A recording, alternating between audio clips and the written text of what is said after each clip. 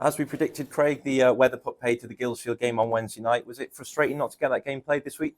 Yeah, it was very much so. In maybe circumstances we could have probably found out earlier. I think everyone could see that it was going to struggle. So I think possibly we could have found out maybe on the Monday, but obviously they waited till the day of the actual game to do a pitch inspection, and as we all predicted, the pitch wasn't playable. So yeah, it's frustrated, but obviously it's been rearranged for next week and gives us a free week to train, and obviously a disrupted week because we planned on playing. But yeah, overall it is what it is. We can't control that. It's out of our hands. The weather is the weather, and this time of year on grass pitches, then there's always going to be an element of question marks. Well, we are back in JD Cymru Premier action here at Park Hall tomorrow. We host Cardiff Met. It is our game in hand against Connah's Nomads, so a good chance to go 15 points clear if the result goes our way. Yeah, it is very, very important. Very important. Obviously, we had a fantastic result on Sunday against Connah's away. And there's it means absolutely nothing if we don't go ahead and take advantage of the game tomorrow with the game in hand and go and win the game. Obviously, there was a fantastic result on Sunday, but we need to make sure that we follow that up with a victory on Saturday, which won't be easy. Cardiff Met are a good team. They were very, very unlucky the other night. We had someone at the game watching. So yeah, they were very unlucky to go out on penalties, and so we know what Cardiff Met, the strengths Cardiff Met are going to bring to the table, and it's never an easy game. The Archers have been enjoying a good season so far, as you mentioned there. They've qualified for the top 6. Yeah. Lost just 2 of the last 13 games, so it's going to be another tough challenge tomorrow afternoon. Yeah, it always is. It's never an easy game. They've got Jenks is a very good manager, coach, well organised. He's got youthful energy with some very good players in organisation, and always set up really well.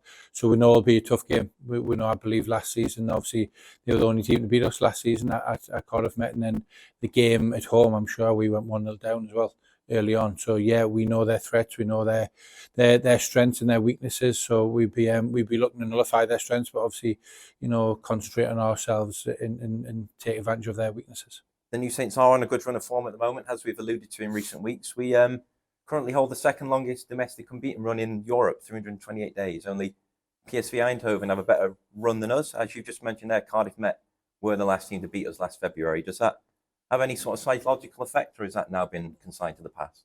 Yeah, it is in the past because there's not much we can do about it. But I think there's always things like that in sports, high level sports that, when you talk about being a professional and things that stick in your throat, it's something that stuck in my throat last season because we would have went all season without getting beat, which would have been an unbelievable feat.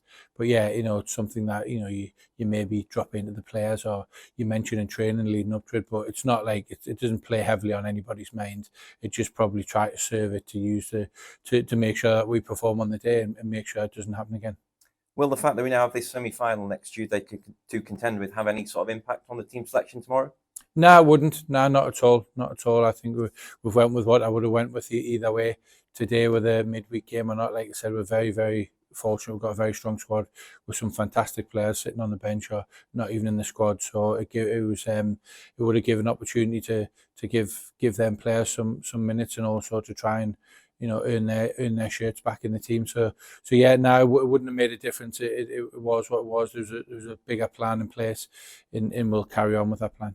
We've spoken about injuries in recent weeks. Declan McManus is slowly working his way back towards full fitness. How's he coming along? Yeah, Dec's coming along great. Yeah, he is.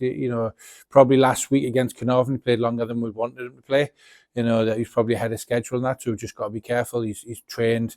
He would have played 60 minutes on Wednesday. Obviously the game's called off, so yeah, he's trained 2 or 3 more days added to that, so he's coming along nicely. So we've just got to be careful we don't push him too much too early, because the last thing we want is a relapse of his comeback.